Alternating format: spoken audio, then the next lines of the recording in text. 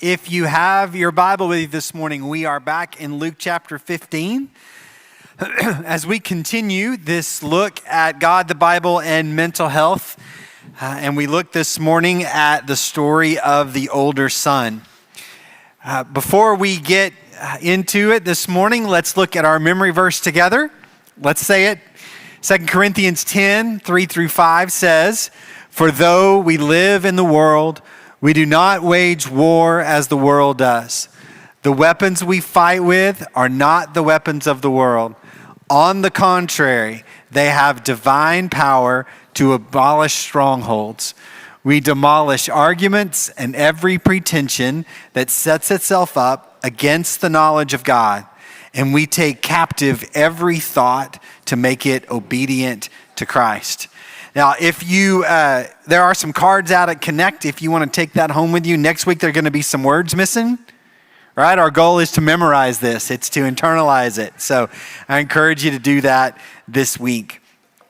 As I told you last week, one of the books that was so profound to me this summer was Henry Nouwen's Return of the Prodigal Son. And he says this in that book: "For most of my life, I have struggled to find God, to know God, to love God. I have tried hard to follow the guidelines of the spiritual life, pray always, work for others, read the scriptures, and to avoid the many temptations that dissipate myself. I have failed many times, but always tried again, even when I was close to despair. Now I wonder whether I have sufficiently realized that during all this time, God has been trying to find me, to know me, to love me. The question is not how am I to find God, but how am I to let myself be found by God? The question is not how am I to know God, but how am I to let myself be known by God? And finally, the question is not how am I to love God, but how am I to let myself be loved by God? God is looking into the distance for me, trying to find me, longing to bring me home." The music is playing. The question is, will we dance? Now, to recap, last week we looked at the first part of this story in Luke 15 about the younger son who, if you remember, went to his father and basically said, "I wish you were dead," right? He said, "Give me my inheritance now." But in that culture, it was just as good to say, "I wish you were dead. I want to live life without you in it." And he takes that and he converts it to cash and he goes to a distant land, as far away as he can get, where he is very, very popular until it's gone. Famine comes and he gets a job feeding pigs, which would have just been repulsive to this culture. He longs to eat what the pigs eat until he comes to his senses. And when he comes to his senses, what it means is he remembers who the Father is. And so he goes home rehearsing the whole way. "I've sinned against heaven and you. I'm not worthy to be your son. Just make me a servant, make me a slave." And as he comes around the corner, the father is looking for him and sees him and runs to him and throws a robe and a ring on him and throws a party. And that's where we pick up the story in verse 25. Meanwhile, now remember, Jesus is telling this story basically to a big group of Pharisees. This chapter begins with Jesus having dinner with sinners and tax collectors, and the Pharisees come and go, "Oh, look who he's hanging out with." And then Jesus says, "Let me tell you a story." And he talks about the lost sheep and the lost coin and this story. So his audience are the religious people, the people that would have thought they had everything figured out and everybody else thought they had it figured out. That's meanwhile. The older son was in the field. We often, when we tell this story, we call him the older brother, but we're missing the point when we do that. Because the story is about the relationship between the son and the father. And so really you could call this story the parable of the lost sons. This isn't about his relationship with his brother. It's about his relationship with the Father. Don't miss that. Jesus is not contrasting two brothers to each other. He is contrasting each brother to the Father. And he was out in the field. That's where he was supposed to be. He was out working for the Father. He's in the right spot. But just because he's in the right spot doesn't mean he's in the right spot. He's where he's supposed to be, but he's not there. I've said often, it's when we get squeezed when our juice comes out. Well, his juice is about to come out because he doesn't like what's going on. When he came near the house, let me go back. When he came near the house, he heard music and dancing. This kind of emphasizes how vast the estate of the Father is, right? Like he's out working and he doesn't even know there's a party going on. So he called to one of the servants and asked him what's going on. Your brother has come, he replied, and your father has killed the fattened calf because he has him back safe and sound. Now, I would imagine that servant is super excited, right? Your brother has come, expecting the older brother, the older son, to be like, oh, that's awesome. That is not what he did. To him, there was nothing awesome about this. Your father has killed the fattened calf, right? He's killed the most choice animal that they had to throw a party. Now, remember from last week, the father divided up the inheritance, right? One son takes his share and leaves, and the other son stays to where he is still working for the father, but everything left is going to be his. And so the fattened calf is a part of his inheritance. It's something that he thinks he owns, that he deserves. The father is throwing this big party, which is also a little bit of an issue here because culturally, normally, the father would have gone to the older son and said, throw a party. But he couldn't in this case. And so when the servant is all excited, your brother is home and there's a party, he's looking at the older brother whose face is getting angrier and angrier. The older brother became angry and refused to go in. Catch that. It wasn't that he was excluded or not invited.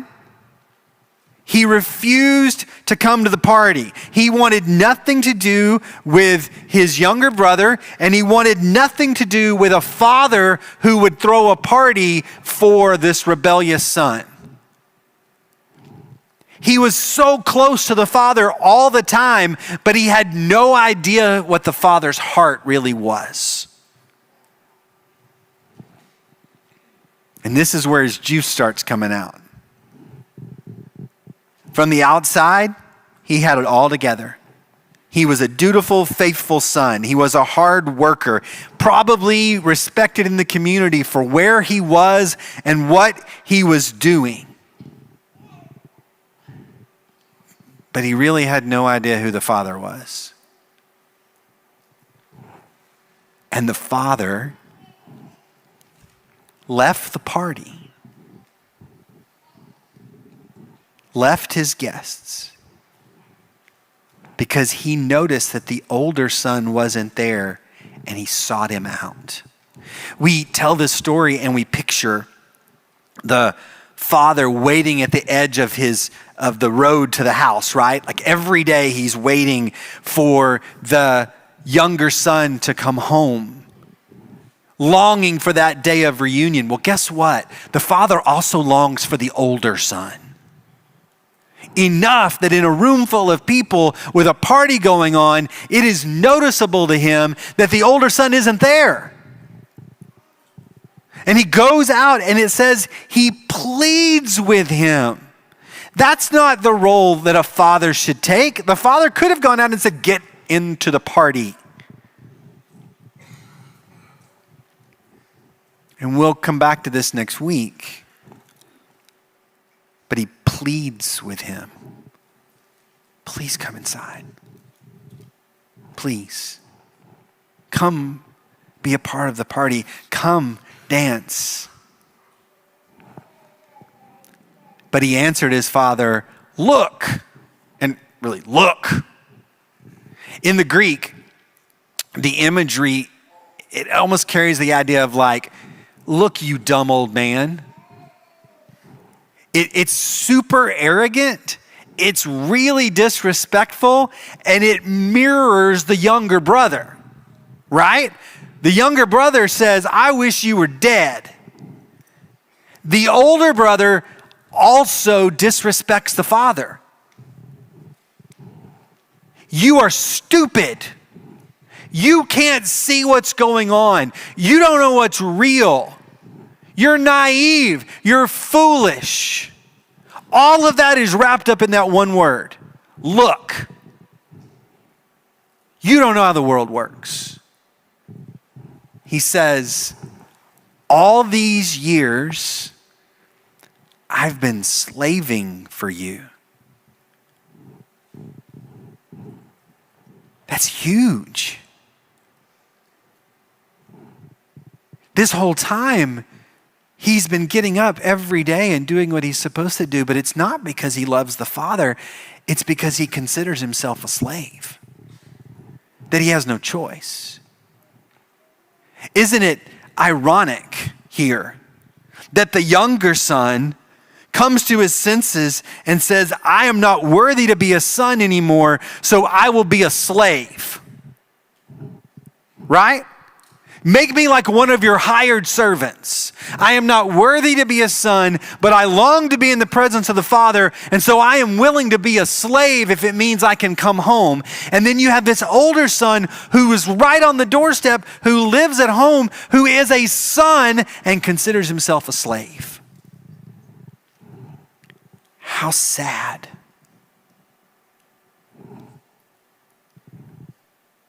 I have slaved for you. All these years, I've been faithful. All these years, I've done what you've said. All these years, I have been right here. But not because he loved the Father and longed to be in his presence and delighted in the fact that he was the older son and got to be a part of things. And no. I'm doing what I'm supposed to. I'm biding my time because I'm waiting for the results that I want. And he says, I've never disobeyed your orders. First of all, unlikely. But again, contrast it with the younger brother. What does the younger brother rehearse the whole way home? I have sinned against heaven and against you. I have sinned against heaven and against you. I've sinned against heaven and against you. And he means it. And he had. And the father won't even listen to the speech. My son is home. And here's the older brother. I'm a slave. And I've never once disobeyed you. I've never once messed up.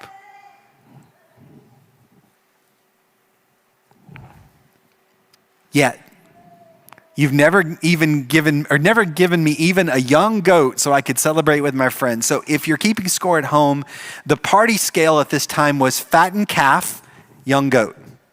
Okay? That's like the opposite extremes. Young goat, bad party, fattened calf, great party. Okay? So he's like, you took the most choice things and gave it to my rebellious brother, and you won't even give me the bare minimum to make me happy. Where's my party? And to really drive the dagger home, but when this son of yours, not when my brother. He doesn't even want to be associated with him anymore. That's your family, not mine. When this son of yours who squandered your property with prostitutes comes home, you kill the fattened calf for him. Now, the brother has been in the field.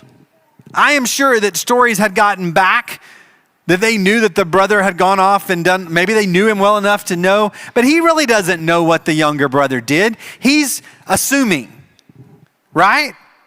Like when we sit in judgment over someone, we normally assume that everything they've done is absolutely the worst thing that we've ever heard of. And so that's where his mind goes. My worthless brother who squandered your estate, who's been out cavorting all this time, who's done unspeakable things, doesn't deserve your love. But I do. I deserve your love.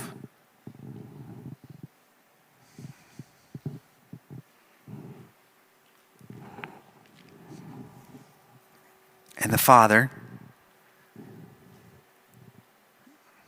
I'm imagining very gently, says, my son, you're always with me and everything I have is yours.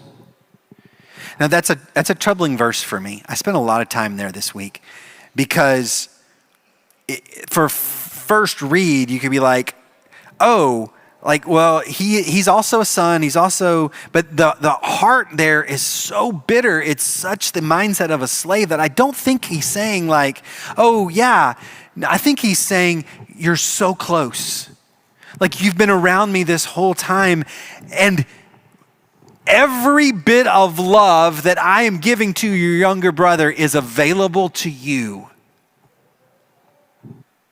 Everything I have, I am willing to give it. But we had to celebrate and be glad because this brother of yours was dead and is alive again. He was lost and is found. And that's the end of the story.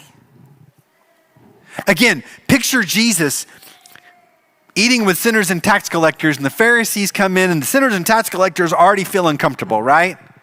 Like they know the Pharisees won't have anything to do with them, and they're probably embarrassed. They're probably embarrassed that they're there with Jesus. Even though they were having a great time, even though Jesus was laughing with them and talking with them and eating with them and making them feel valued and loved, the Pharisees walk in their nice robes and their little hats and all these things, and they scowl. And they kind of spit out, he's eating with sinners and tax collectors. You emphasize, when you're judgmental, you emphasize your consonants, right? He's eating with sinners and tax collectors.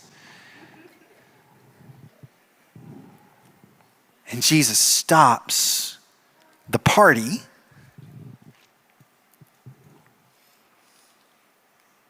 and he reaches out to the older brother who's been around God but doesn't know him, who has done everything right as a slave to the law, to religion. And he pleads with them.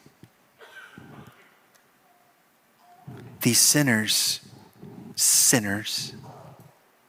are the one sheep missing from the 99. These sinners that you call them are the one coin that's missing. These sinners are the younger brother. But where are you in the story?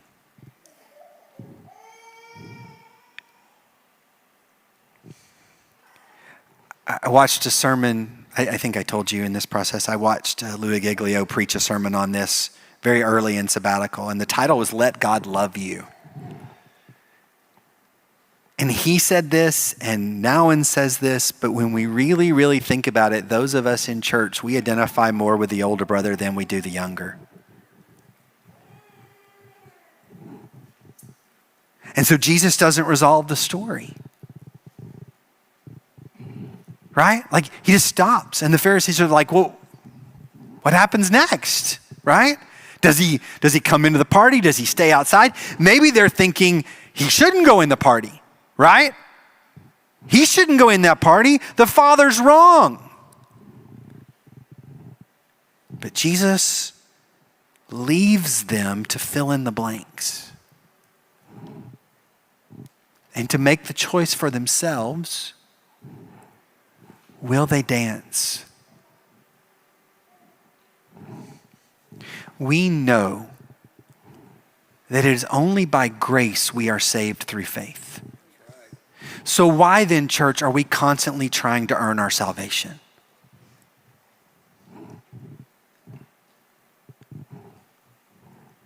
Why are we obsessed with finding God when it's all about God finding us?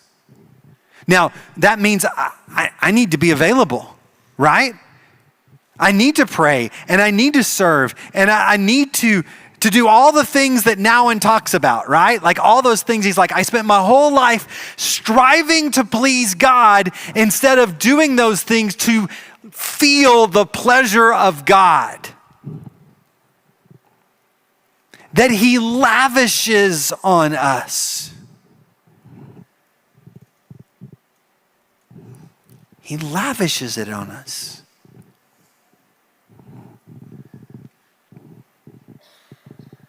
And we can be so close.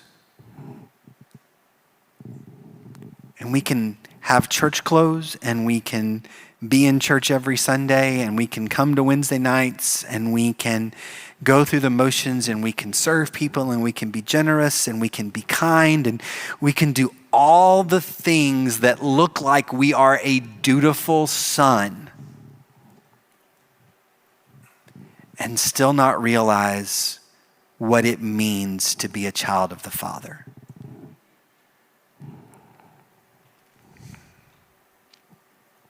The music is playing. The invitation is sent. There is a party going on celebrating the lavish love of the Father. He wasn't celebrating the foolishness of the younger brother. It was a celebration of the lavish love of the Father. And you're invited. But if you're trying to find your invitation by what you do, you have missed the point. If you're trying to earn your spot, you've missed the point. The point is, the Father says, come. So will you dance? And you might be saying, I don't know how to dance. What does dancing look like? This is a Baptist church. We don't dance. Not anymore.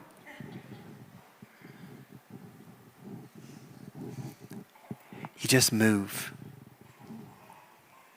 You walk in the door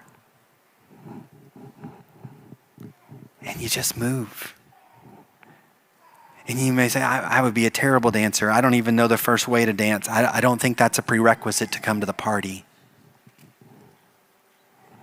The invitation is not based on your ability to dance. It is an invitation to the freedom to do it. Will you dance? Can today, can we all realize that our relationship with the Father is not about us? It's about him.